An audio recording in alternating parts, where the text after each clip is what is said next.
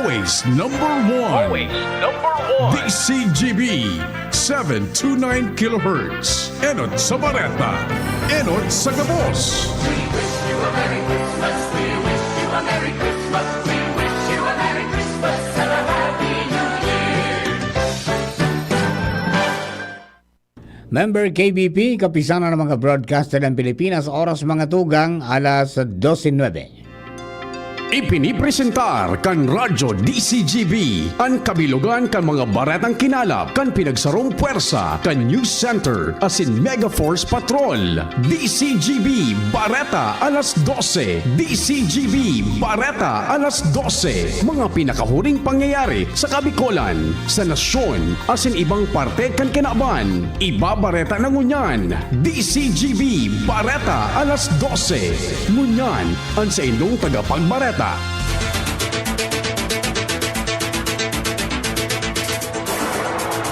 Marhainod do mga tugang, Martes po ngunyan at 3 sa bulan kan Disyembre 2024. Ini ang Bareta alas 12 asin kami ang sedong magiging mga tagapagbareta.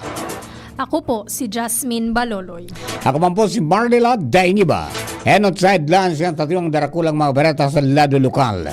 Legazpi City Mayor Alfredo Garbin Jr. piglinaw na wala aning kontrataan Aquamarine na pig-aprobaraan kan sangguni ang panglungsod kan Legazpi para magmanihar kan fishport sa syudad. Operasyon kay ni kan nakalis na 12 taon na hilingan nin violasyon. Pagdesignar kay Dr. Cedric Daep bilang Provincial Administrator kan Albay, isasalang na sa Junta Provincial kan Albay at siya na hapon. Police Regional Office 5 mapawagas nin sobra sa 7,300 na mga kapulisan sa papaharaning eleksyon sa 2025. Pagprehanda kan komandansya nagpapadagos. 12 Police Commission Officers hali sa Davao City na idugang sa Fuerza kan Kasurog Cups. Sa lado nasyonal, makabayan gustong pag-iriwalon ang mga partido sa nasyon sigon sa National Security Council. Kahaditan kan publiko, may kinaaraman sa nahiling na attack submarine kan Russia sa parte kan Exclusive Economic Zone kan Pilipinas, hinali kan National Security Council. Sa dagdag pang baretang nasyonal, panibagong impeachment complaint pigwaplan sana kontra kay VP Sara sigon sa National Union of People's Lawyers. Free Transportation of Relief Goods Act. Pasarado na sa pinal na pagbasa kan Kamara de Representantes. Sa ibang nasyon, 2.3 milyon na tonelada nin cocaine na kumpiskar ka mga otoridad sa Australia. Baretang Sports, Mapua namumuro na kampyonato kan NCAA Season 100 Men's Basketball Championship Series. Yan ang headlines ganyan sa detalles ka mga bareta enot sa lado lokal. Ang baretang ini hatod sa Indokan. San Miguel Pale Pilsen. Sarap laging kasama. Waraning kontrata na pingaprobaran ang sangguniang panglungsod kan Legazpi sa pagmanihar kan Aquamarine sa fishport sa barangay Dapdap, Legazpi sa mga nakalista taon. Ini ang piglinaw ni Legazpi City Mayor Attorney Alfredo Garbin Jr. makalis ng pag-take over ninda kan fishport kan nakaaging aldaw. Sa pag-ipaguron kan DCGB News kay Alcalde Garbin, pigpaliwanag niya na temporaryo niyang pigdesignar bilang administrador kan fishport si Executive Assistant Joselito Martinez sa pagsasabing waranin concurrence na sinertipikaran ang sangguniang panglungsod kan Legazpi kung kaya waranin basihan ang pagsasabi na nagkapira na may lease agreement na madurar sagod sa 25 taon. Sinabi pa ni Garbin na may mga nahiling sindang violasyon sa eksistidong ordinansa kan syudad kay bana na ang 12 taon na day pagbayad sa renta o arkila, fees asin iba pang charges na dapat 20% kan mga ini ang naglalaog sa lokal na gobyerno kan Legazpi. Legazpi.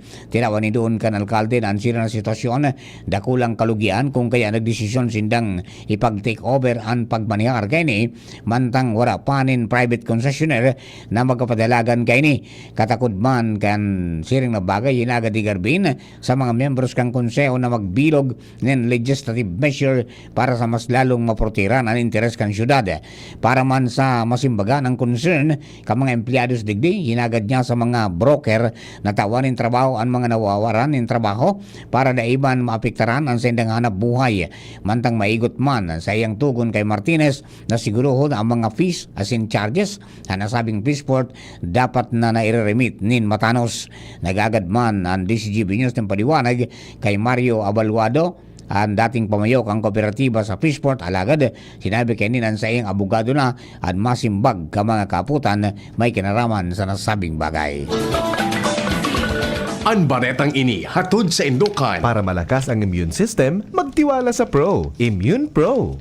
Isasalang na sa sangguniang panlalawigan kan Albay at siya nahapon ang concurrence o appointment ni Dr. Cedric Daep bilang Provincial Administrator kan probinsya kan Albay. Ini ang pinagkumpirmar ni Albay Acting Governor Glenda Ongbungao sa DCGB News kung saan sinabi niya na napirmahan na niya ang nombramiento ni Daep mantang pigahalat na sanang aprobaran ini kan Junta Provincial kan Albay. Ipinaliwanag ni Bungao na dakula ang kumpiyansa niya na hihiling kan konseho anday matatawadan na eksperyensya ni Daep sa paggugobyerno, makusog asin mahiwas na educational background, commendable output bilang pamayokan Albay Public Safety and Emergency Management Office asin iba pa.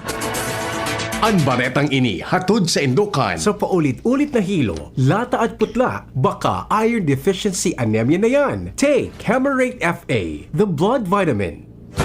Mientras tanto, sobra sa 7,300 na mga kapulisan hali sa Police Regional Office 5 ang ipapawagas kang komandansya para sa paharaning national and local elections sa Mayo 2025. Sigung kay PRO5 Regional Director Police Brigadier General Andre Dizon, ang nasabing mga personahe maserbi bilang convoy escorts, miyembro kan quick response teams, mabantay sa mga voting precincts, reactionary standby support force, makondukta ng checkpoints sa scene augmentation forces kung kinagaypuhan. Sinabi ni Dizon na nasa 346 na mga pulis ang nakakumpleto na kan training bilang mga Board of Electoral Inspectors as in 126 man ang nagatindir ng seminars banangon sa pagmanihar kan mga election-related incidents. Nasa 877 man ang mga assets na gagamiton para sa pagbiyahe ka mga personahe sa sinikipahes. Sobra sa 2,000 na mga communication devices ang gagamiton na sinsobra man sa 1,000 na mga investigation tools ang preparado na para sa pagresolbir sa insidente na konektado sa eleksyon. Sobra man sa 1,300 na mga personahe ang nakantabay sa Civil Disturbance Management Operations in kaso man may mga hiro protesta o rally asin iba pang mga kareribokan. Enot naman na reassign ang 141 personahe na may mga kapamilya na madalagan sa eleksyon. Siniguro ni Dizon na padagos ang sa indang preparasyon para masiguro ang orden sa Kabikolan para man sa kondukta kan pirelian sa masunod na taon. Ang baretang ini hatod sa Indukan. Sa sakit ng ulo, mag-Biogesic agad. Ramdam ang alaga. Most doctor prescribe pa. Biogesic. Ingat! 12 mga police commission officers hali sa Davao City ang naidugang sa puwersa kan Police Regional Office 5. Ini ang kinumpirmar sa DCGB News ni PRO5 Regional Director Police Brigadier General Andre Dizon kung saan ang nasabing mga pulis ang ididesignar niya depende sa indang expertise pag-abot sa investigation, operation asin intelligence. Matatandaan na kan makalihis na semana, nagbutwa ang informasyon na nasa 75 mga pulis hali sa nasabing syudad ang ibabalyo sa manlain-lain na komandansya sa Luzon dahil naman sa ribok sa pag-ultanan ni na Presidente Bongbong Marcos asin Vice Presidente Sara Duterte. Basado sa ipinaluwas na orden kan PNP Chief, ibinalyo ang 7 police major, sarong police executive sergeant, mga police staff sergeant asin police captain sa Bicol Region, Cagayan Valley, Mimaropa asin Car. Ang baretang ini hatod sa Indukan. GSM Blue. Choose what's true. Choose GSM Blue.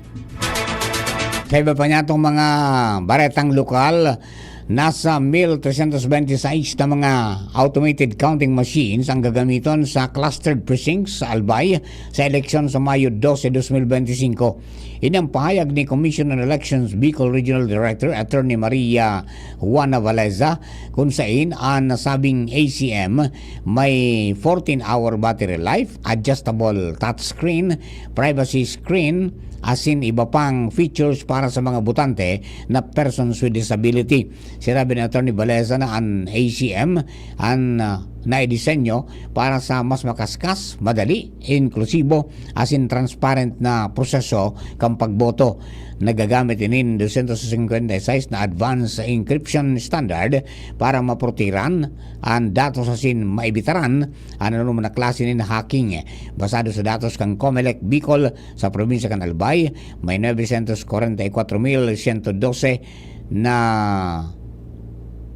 rehistradong butante.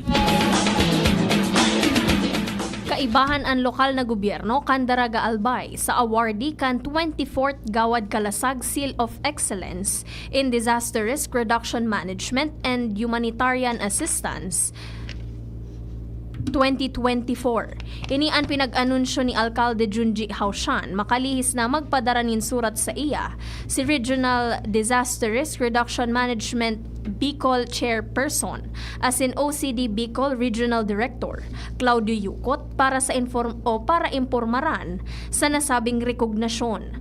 Sa nasabing surat, ang daragaan nakakuha ka nasabing award sa irarom kan Local Disaster Risk Reduction Management Councils and Offices category. Pinasalamatan ni Alcalde Haushan ang kooperasyon kan gabos na lalo na ang mga miyembro kan Daraga MDRRMC. Alagad sa iyang sinabi na bonus na sana ang nasabing award sa pagsasabing ang mayor na obheto ninda iyo ang kaligtasan kan kada daragenyo. Ang awarding ceremony na nakatalaan nagibuhon sa Disyembre 12, 2024 sa Oriental Hotel sa Taysan, Legazpi City alas 2 nin pagkahapon.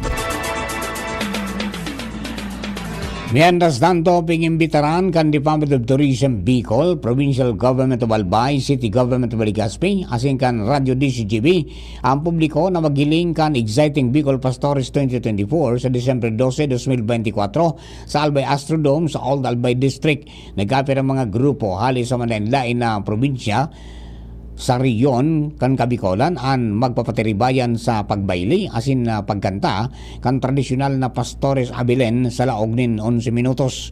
Ang makakakuha kan third place makaresibin ng 75,000 pesos, 100,000 pesos sa second place asin ang kampiyon mauli nin 150,000 pesos na cash prize. Tig 10,000 pesos man ang makukuha kan special awards arog kan Best in Street Dancing, Best in Costume asin Best in Musicality. Ang pagiling sa kompetisyon libre sa mismong venue, alagad live manining mahiling sa DCGB News Online, DCGB YouTube channel asin madadangog sa 729 kHz na frequency kan DCGB radio station. Nagpaabot nin pagbati ang Bureau of Fire Protection Bicol kay Senior Fire Officer 1 Daryl Gianan, ang Team Leader kan Search and Rescue Force Pilar Fire Station, Sorsogon, makalihis ang makasabay sa top 10 kan prestihiyosong search for the top 10 outstanding firefighters of the Philippines 2024. Sigun sa BFP Bicol, ang trayumpo ni Gianan asin suporta ni BFP Bicol Acting Regional Director Fire Senior Superintendent Achilles Santiago ang nagpapahiling kan dedikasyon, isog asin commitment na mautob ang mandato na makapagserbis sa publiko. Mga tugang primerong parte po yan sa tuyang bareta alas 12 mga bareta sa lado lokal. Ang bareta niya sa lado nasyonal, ibang nasyon sports sa siniba pa, makalis lamang po kini. Adrian Salceda, Adrian Salceda.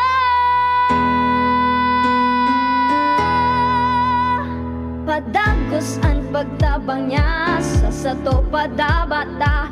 Yan ang satong alkalde sa banwaanin Pulangi. Taon-taon kadako lang mga naginibuhan niya.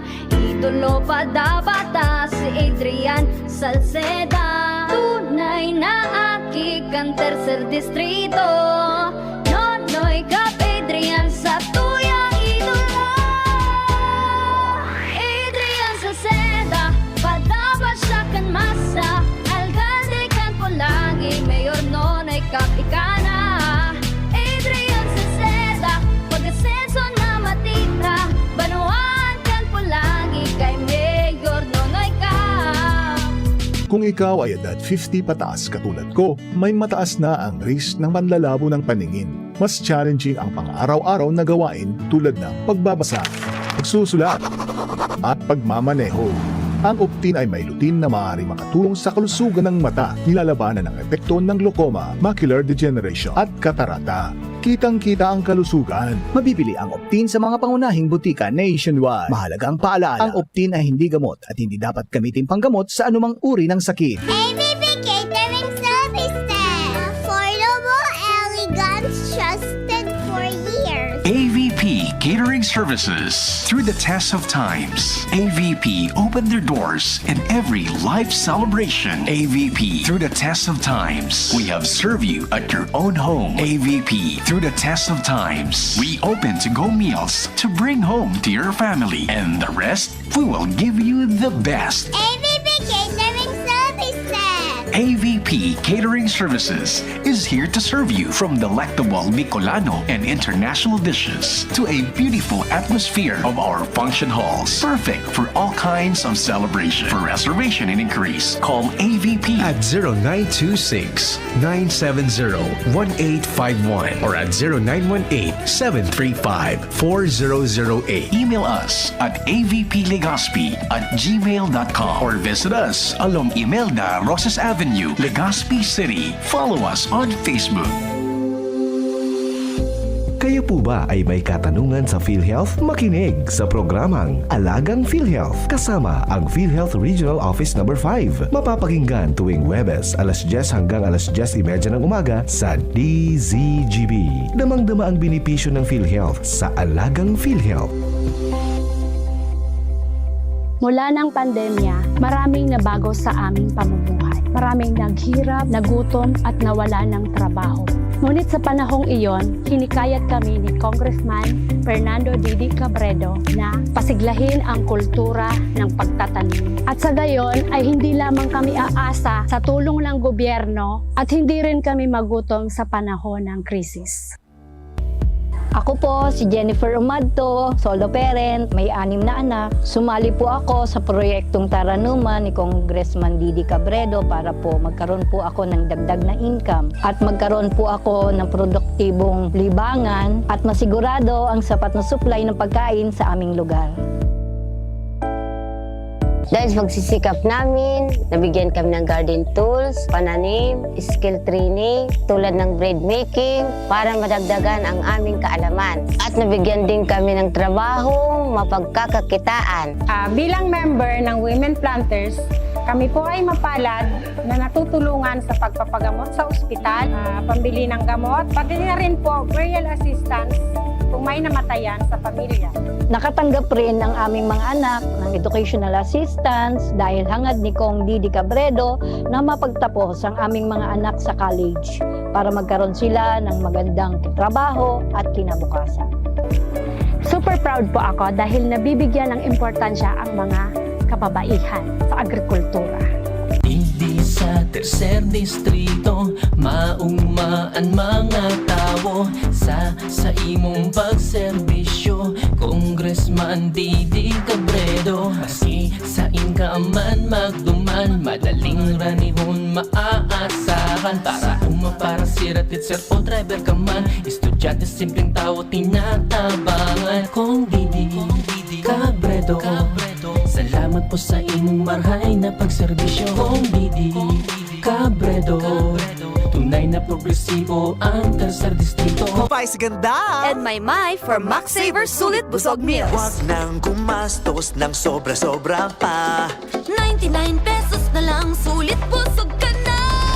Ang mabusugera, Extra rice sa ireramba. Extra busog sa Crispy Chicken Filet Meal at Crispy Chicken Filet Ala King Meal na may extra rice na. 99 pesos lang in all stores. Max Saver Sulit Busog Meals, 99 pesos na lang. Ama Busogera. McSavers Sulit Busog Meals, 99 pesos na lang. All stores nationwide. May bagong energy na! Bagong bago, pinakamarhay na Enervon, Enervon C+. Pinabusog with zinc, vitamin C, vitamins B1, 2, 3, 5, 6, and 12, as in vitamin E. Bagong bago, pinakamarhay na Enervon.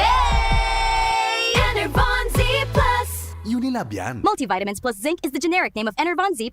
If symptoms persist, consult your doctor. Pare, alam mo ba pag overworked at puyat, humihina ang immune system? Kaya sabi ng mga pro, araw-araw mag-Immune Pro. The only one with Zinc Plus technology. Kaya buo ang vitamin C at zinc at most prescribed by doctors. Tulungang palakasin ang immune system with proper diet and exercise. Magtiwala sa Pro. Immune Pro. Unilab yan. Sodium ascorbate plus zinc is the generic name of Immune Pro. If symptoms persist, consult your doctor. Pre, makinig ka muna. Payong kaibigan lang ha. Work hard, play hard. Yan ang motto ko dati. Pero nakakapagod din pala katagalan. Sa gitna ng lahat ng mga puyat, inom at pagkain ng masasarap, kasama na ang oily at fatty foods, kailangan pa ring bantayan ang kalusugan. Tamang kontrol ang kailangan. Katuwang ko, ang Liverade. May silimarin na maaring makatulong protektahan ang atay. Cheers to more good times. Be a liver lover.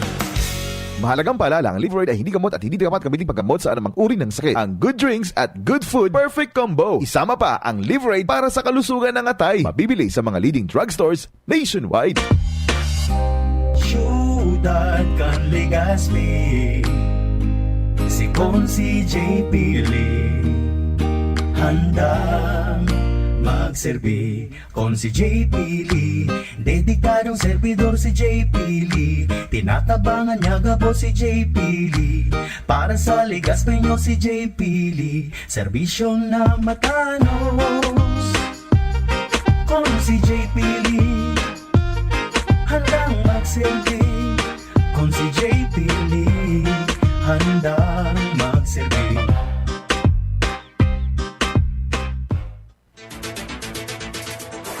Sa bareta niya to sa lado nasyonal, na dito ang National Security Council o NSC sa taktikang pigigibong niyan kan Makabayan Bloc para pag-iriwalo ng mga magkaralaban na partido sa politika sa nasyon. Sa bagong Pilipinas Public Briefing, sinabi ng NSC Assistant Director General Jonathan Malaya na nahiling ang motibo kan Makabayan Bloc na gustong pag-iriwalo ng mga political class para palatawon na maribok ang nasyon. Ginibong ehemplo ni Malaya ang issue sa impeachment kontra kay VP Sara Duterte na pinugulan ni Presidente Ferdinand Marcos Jr. alagad kinontra kang grupo asing gustong ilawos ang pagpapa-impeach sa Vice Presidente. Inapod niya ining taktikang ini kan Makabayan Bloc bilang class warfare. Ang magiging kasunod kay ini sigong pa kay Malaya, iyo ang mga rally asin demonstrasyon na bayulente aron ka nangyari kang Bonifacio Day para makagibon ng impresyon na maribok ang nasyon asin pirit na gabaon ang tiwala kan mga namamanuan sa gobyerno. Hinali kan National Security Council ang pagkahadit kan publiko may kinaaraman sa nahiling na attack submarine kan Russia sa kadagatan na parte kan Exclusive Economic Zone kan Pilipinas. Sa bagong Pilipinas Public Briefing, sinabi ni NSC Assistant Director General Jonathan Malaya na hali sa naval exercises ang Russian attack submarine sa Royal Malaysian Navy asin napaagi sana sa Exclusive Economic Zone kan Pilipinas dahil sa maraot ang panahon ka Nobyembre 28. Pighalat sa nakan submarine na gumayon ang panahon asin naghali man tulos ini pasiring sa Vladivostok, Russia. Piglinaw ni Malayan na bako sakop kan teritoryo kan Pilipinas ang lugar kung saan nasiirip ang submarine.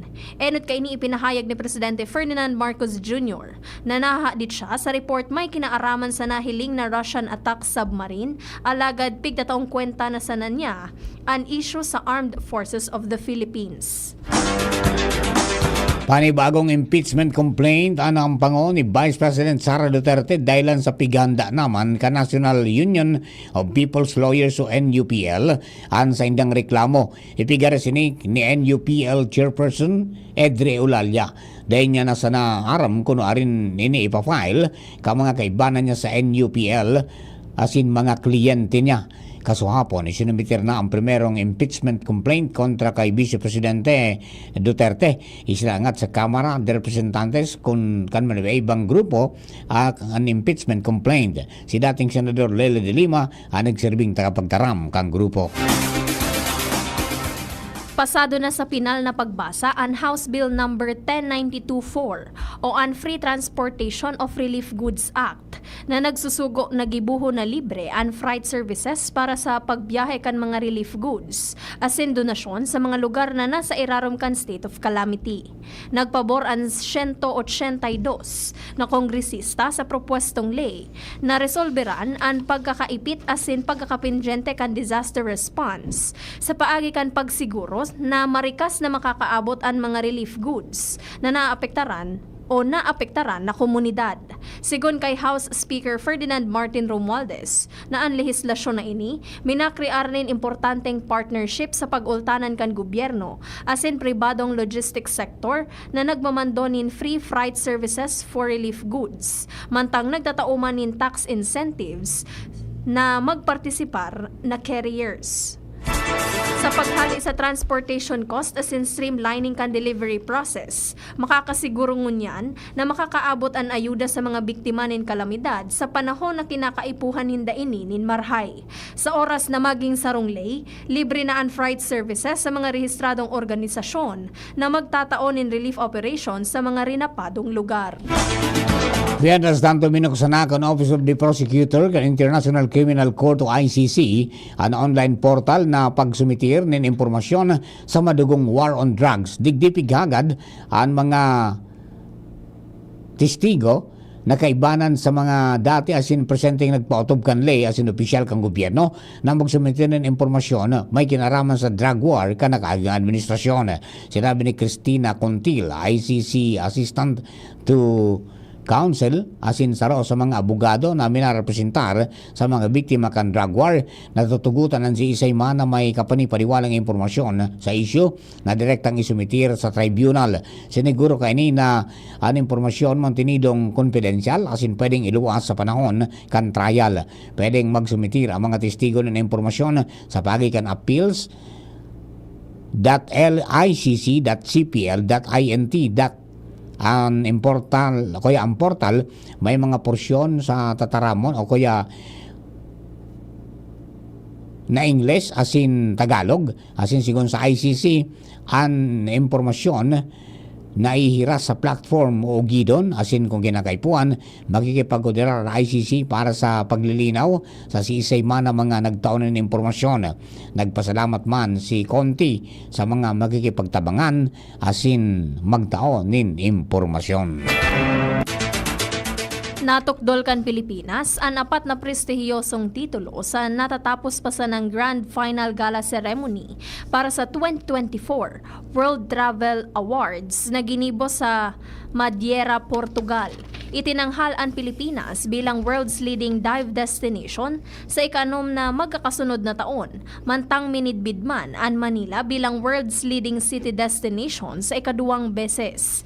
Napili man na world's leading luxury island destination ang Boracay dahil sa kagayonan kaini asin high-end offering sa isla. Apera digdi nakamtan man kan Department of Tourism sa primerong pagkakataon ang titulo bilang world's leading tourist board sarong pagmidbid sa indang trayumpo sa pagpapalakop nin turismo kan nasyon. Sigon kay Tourism Secretary Cristina Garcia Frasco, iniresulta kan sarabay na espuersos kan gobyerno asin pribadong sektor sa irarom kan Administrasyong Marcos. Sa bareta nito sa ibang nasyon, nakakumpiskar ang mga otoridad sa Australia nin maabot sa 2.3 milyon na tonelada nin cocaine.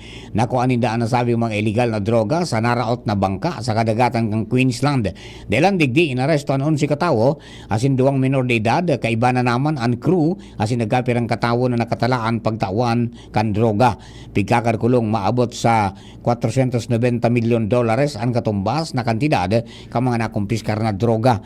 Konsiderar man ini na pinakadakulang drug na nakumpiskar sa istorya kan Australia. Sigun man sa Australian Federal Police o AFP, na saro sa mga naaresto iyo ang Vice Presidente kan Comanchero Outlaw Motorcycle Club sa Brisbane chapter. Ang nasabing bikers gang iyo notoryoso sa Australia na nagpapalakop nin bayolansya na may kinaraman sa illegal na droga.